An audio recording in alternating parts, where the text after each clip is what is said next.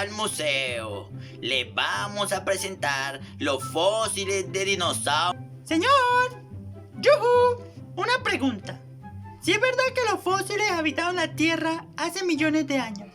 Sí, joven, es verdad. Los fósiles corresponden a la era del Mesozoico, hace 225. Señor, una pregunta. ¿Qué, joven? ¿Qué quiere? ¿Y los fósiles no se murieron con el diluvio? No, sigamos el recorrido. Señor, señor. Señor, ¿cómo hacen para datar los fósiles? Ahora no, joven. Sigamos con el recorrido. Les presento al tiranosaurio Rex. Señor. Usted es mentiroso. Cállate, que me desespera.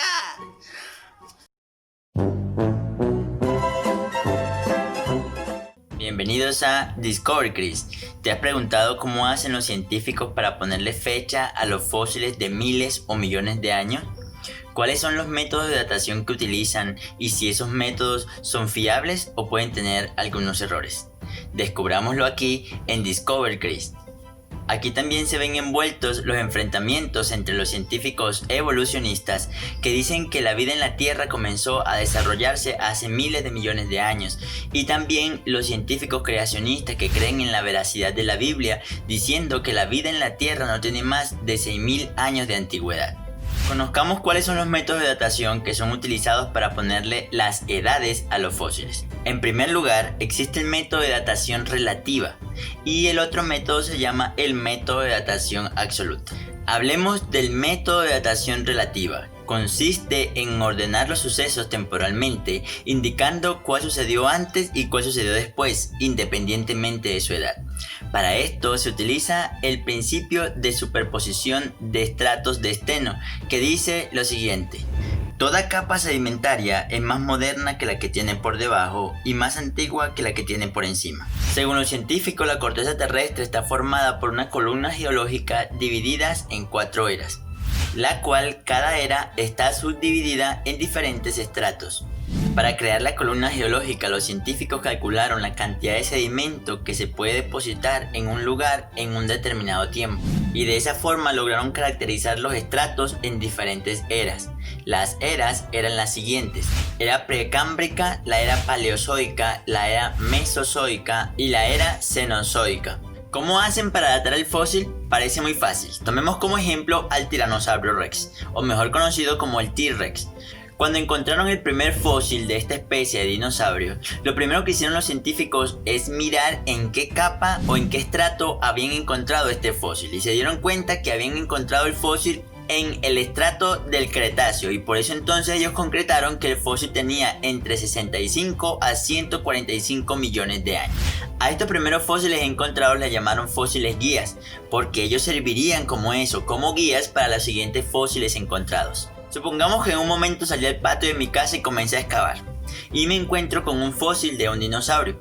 Lo primero que hago es llamar al paleontólogo. El paleontólogo, cuando llega, lo primero que él hace es determinar qué tipo de especie de dinosaurio es por los fósiles guía ya existentes.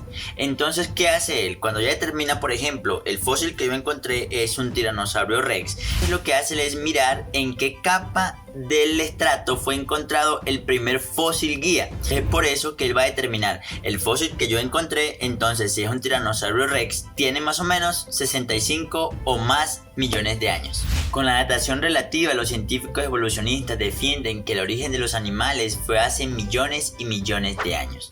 Pero ¿saben algo? Este método de datación tiene sus dudas, ya que no es un método fidedigno, debido a que la columna geológica es una presuposición que hicieron los científicos. Como lo menciona la Enciclopedia de Evolución de Richard Milner, la cronología básica de la historia terrestre fue establecida al identificar los diferentes estratos y se basa en la presuposición de que los lechos inferiores fueron depositados primero.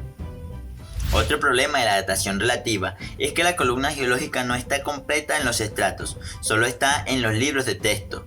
El único lugar en el que se encontró estratos geológicos fue en el Cañón del Colorado y solo abarca el 50% de la columna geológica. Y en todo el resto del mundo solo se han encontrado el 0,4% de la columna geológica en los estratos.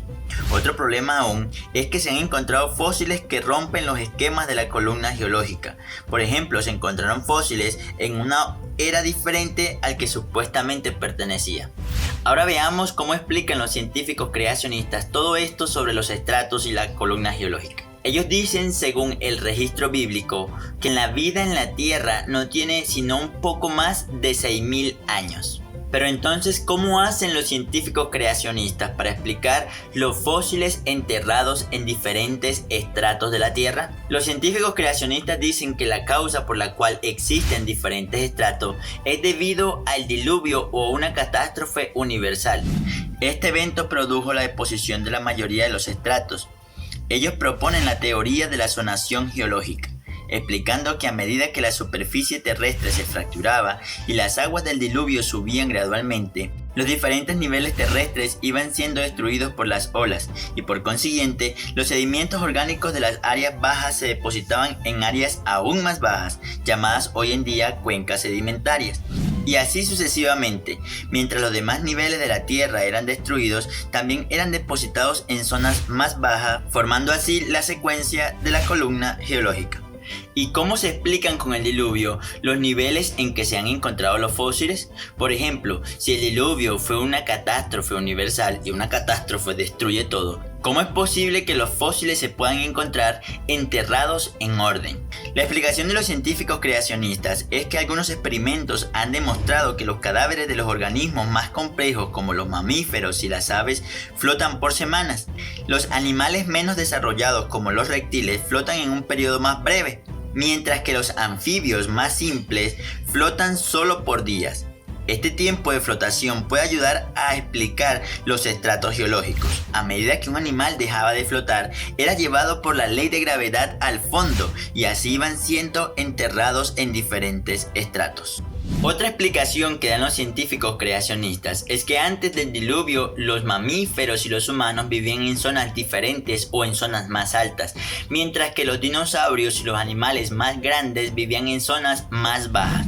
Por lo tanto, cuando llega el diluvio iba enterrando a aquellos animales que vivían en las zonas más bajas y también a aquellos animales de mayor tamaño. Los animales con mayor agilidad podían correr a las montañas y por eso es que los ven en una capa diferente de la Tierra. Por lo tanto, lo último que el diluvio enterró fue aquellos animales y los humanos que vivían en la zona más alta. Los científicos creacionistas utilizan evidencias para decir que los sedimentos de las capas de la Tierra no se dieron en miles de millones de años, sino que se dieron en un corto periodo. Por ejemplo, las evidencias fósiles de árboles petrificados encontrados en muchas partes del mundo y enterrados en capas de sedimentos de carbón. Según los evolucionistas, estas capas se han depositado en la Tierra por miles y hasta millones de años. ¿Cómo es posible que un árbol esté siendo enterrado por miles y miles de años y permanecer en pie sin podrirse? Otra evidencia que muestran es un resto fósil de ballena de 25 metros de largo hallada en la mina de Miguelito en California en 1976. Lo sorprendente de esto es que la ballena se encontraba en posición vertical parada sobre su cola atravesando varios periodos geológicos. ¿Cómo una ballena podría mantener su posición y su integridad a lo largo del tiempo siendo enterrada milímetro a milímetro por miles y miles de años?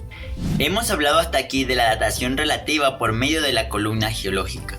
Ahora es momento de hablar del método de datación absoluta. ¿En qué consiste? ¿Cómo hacen para datar a los fósiles de hace millones de años? Datar de manera absoluta consiste en asignarle una edad a un objeto de manera concreta. Se basan en las características físicas de la materia. Hay varios métodos de datación absoluta. Por ejemplo, datación por paleomagnetismo, datación por medio de termoluminiscencia, datación por resonancia paramagnética y la más importante y conocida es la datación radiométrica. Debemos aclarar que el único método de datación que sirve para datar fósiles son algunas dataciones radiométricas. Se basa en la velocidad de la descomposición de los isótopos radiactivos presentes en las rocas y en los fósiles. Conozcamos cuáles son los métodos de datación radiométricas y veamos si estos métodos son exactos o pueden dar algunos errores. El método más utilizado por excelencia se basa en el método de datación de radiocarbono, también conocido como carbono 14. ¿Cómo funciona el proceso de datación por medio del carbono 14? Veamos. Una parte del proceso de datación consiste en medir la cantidad de carbono 14 que permanece en la materia cuando muere. El tiempo que tarda en desaparecer el carbono 14 de una materia orgánica que muere es de aproximadamente 50.000 años. O sea, el carbono 14 solo puede medir fósiles hasta 50.000 años. En la actualidad, existen fósiles datados de hace 45.000 años atrás por medio del carbono 14. Si estas mediciones son absolutas, entonces pone en duda el registro bíblico de que la vida en la Tierra tiene aproximadamente un poco más de 6.000 años. Pero, ¿es confiable la datación del carbono 14? Veamos. Según algunos químicos, estos cálculos en las edades son absolutos siempre y cuando el carbono 14 en la atmósfera sea constante. Y según algunos estudios, el carbono 14 en la atmósfera nunca ha sido constante y se han dado cambios muy grandes de cantidad de carbono en la historia de la humanidad. Uno de ellos puede ser porque el campo magnético de la Tierra se está desintegrando y maximiza la producción de carbono 14 a medida que se desintegra.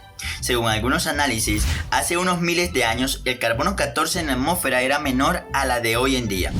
Y la absorción de carbono en las plantas y animales era 300 veces mayor que la que absorben los seres vivos en la actualidad. Según los creacionistas, cuando todo fue enterrado por el diluvio y con esa cantidad de carbono 14 que absorbían los seres vivos y con el poco carbono 14 que había en la atmósfera, dicen que las dataciones no pueden ser verdaderas, ya que los fósiles encontrados de ese tiempo pueden dar una edad de hasta 10 a 15 veces mayor que la verdadera. Otro método de datación importante es el calcio 41 o C41. Permite datar restos óseos de un intervalo de 50.000 a 1.000.000 de años de antigüedad. Este método es más exacto que el carbono 14, pero tiene sus limitaciones. Por ejemplo, un animal tiene la misma cantidad de calcio 41 que el que está en la superficie de la Tierra. Cuando este se muere, el contenido de calcio 41 comienza a decrecer. Es por eso necesario, para que la datación sea absoluta, que el fósil se mantenga alejado de la radiación cósmica, o sea, enterrado, porque si se encuentra cerca de la superficie puede recibir radiación cósmica y eso puede alterar la datación por muchos miles de años. Además, este método está aún en prueba, porque detectar calcio 41 es un proceso muy meticuloso. Hasta aquí hemos visto que los métodos de datación absolutos no son en realidad tan absolutos como se veían, porque tienen altos porcentajes de errores. También hay algo muy importante que sí es verdad, que sí es absoluto. Según algunos científicos, dicen que hay algunas dataciones de rocas que en realidad sí dan un grado alto de fiabilidad, midiendo las rocas más antiguas que se han encontrado, y según la mayoría de los científicos concuerdan con esto, es que la Tierra tiene aproximadamente una edad de hace 4.600 millones de años. La Tierra es viejita. Si la edad en la Tierra es de 4.600 millones de años, esto pondrá en duda el registro bíblico de que la vida en la Tierra tiene un poco más de 6.000 años de antigüedad. Veamos qué dicen los científicos creacionistas. Hay varios puntos de vista entre los creacionistas. Por ejemplo, un grupo de ellos dice que una cosa es que la Tierra tenga 4.600 millones de años y otra cosa es que la vida en la Tierra se originó hace un poco más de 6.000 años. Son dos puntos que pueden compaginar entre sí. Ellos dicen, por ejemplo, que Dios pudo haber hecho la Tierra hace 4.600 millones de años y la dejó ahí desordenada y vacía como lo presenta el Génesis. Y fue hace 6.000 años que comenzó a crear la vida sobre la Tierra. Otro grupo de creacionistas dicen que no, que la Tierra y la vida en la Tierra tienen una antigüedad de un poco más de 6.000 años. Se les llaman a los creacionistas ortodoxos. Terminamos diciendo que algunos artículos de geocronología y datación han publicado que los métodos de datación que existen ahora para los fósiles solo tienen una precisión del 0.5%. ¿Y tú qué crees? ¿Los fósiles en la Tierra tienen millones de años? Otra interrogante que dejamos es, ¿las capas o los diferentes estratos de las columnas geológicas se crearon por millones y millones de años o simplemente se crearon en el diluvio? Deja tus comentarios. Señor, yuhu, estaba confundido, yuhu. No lo soporto, mejor me voy. Hasta aquí Discover Chris. Hemos descubierto la verdad en torno a las dataciones fósiles y su contraposición, los registros bíblicos. Nos vemos en una próxima edición.